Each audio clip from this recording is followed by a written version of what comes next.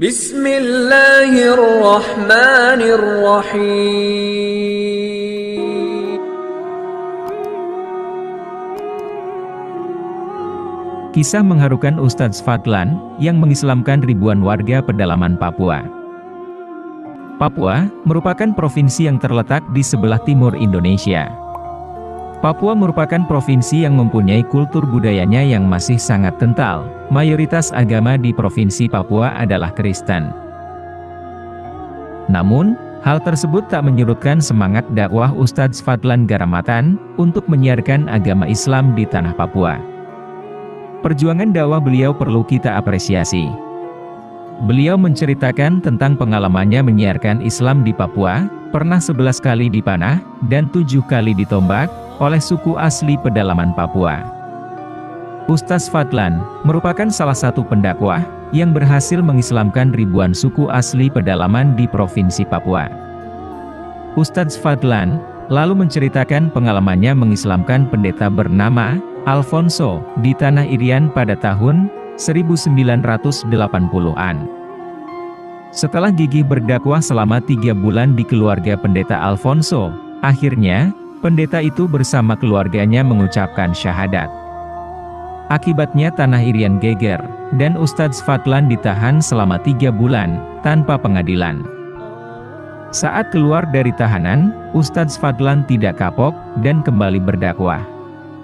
Kali ini ia menuju tempat bernama Kampung Gayem. Baru sampai di tempat tersebut, kepala suku langsung melempar tombak ke salah satu kaki Ustadz Fadlan, dan tepat mengenai betisnya. Beliau pun harus masuk rumah sakit, selama beberapa minggu.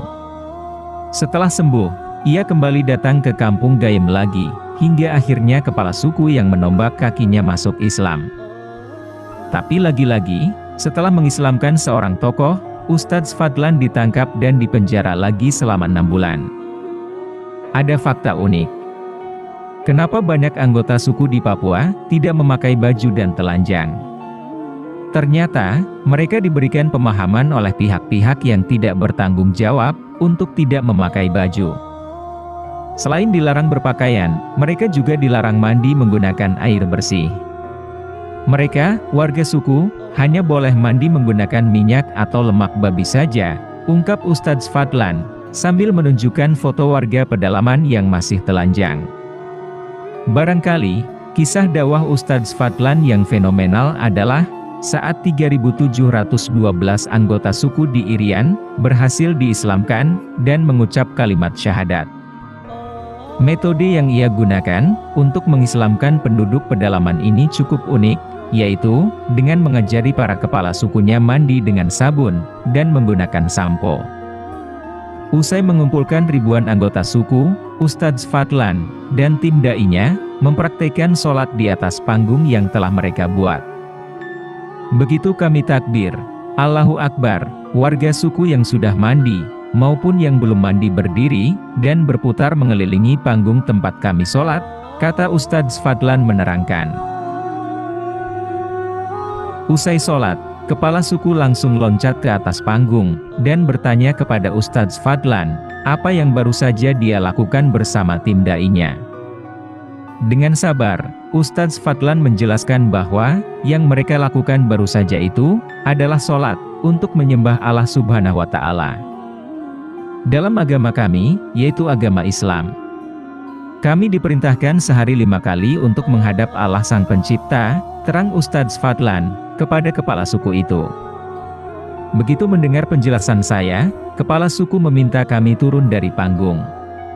Kemudian kepala suku besar naik ke atas panggung, bersama 6 kepala suku lainnya, untuk melakukan rapat adat membahas kehadiran kami, lanjut Ustadz Fadlan. 1,5 jam kemudian, kepala suku berdiri di atas panggung, dan berteriak kepada warganya. Hari ini kita senang, hari ini kita gembira, karena anak-anak ini datang mengajarkan kita agama yang benar. Dalam rapat adat, kami sepakat bahwa, kita semua yang berkumpul di lapangan ini mengikuti agama yang mereka ajarkan, kata Ustadz Fadlan, menirukan perkataan kepala suku. Mendengar penjelasan dari kepala suku, sontak Ustadz Fadlan dan tim dai-nya sujud syukur, dan menangis kepada Allah Subhanahu wa Ta'ala. Saat itulah sebanyak 3.712 warga pedalaman Papua, mengucapkan kalimat syahadat dan memeluk Islam. Yang menariknya adalah, dakwah yang dilakukan Ustadz Fadlan Garamatan adalah, dengan mengajari mandi menggunakan air bersih, dan sabun serta sampo. Sehingga Ustadz Fadlan dijuluki sebagai Ustadz Sabun. Begitulah perjuangan Ustadz Fadlan dalam menyebarkan agama Islam di tanah Papua. Semoga Allah berikan kesehatan dan umur panjang kepada beliau, dalam menjalani dakwahnya. Amin ya Rabbal Alamin.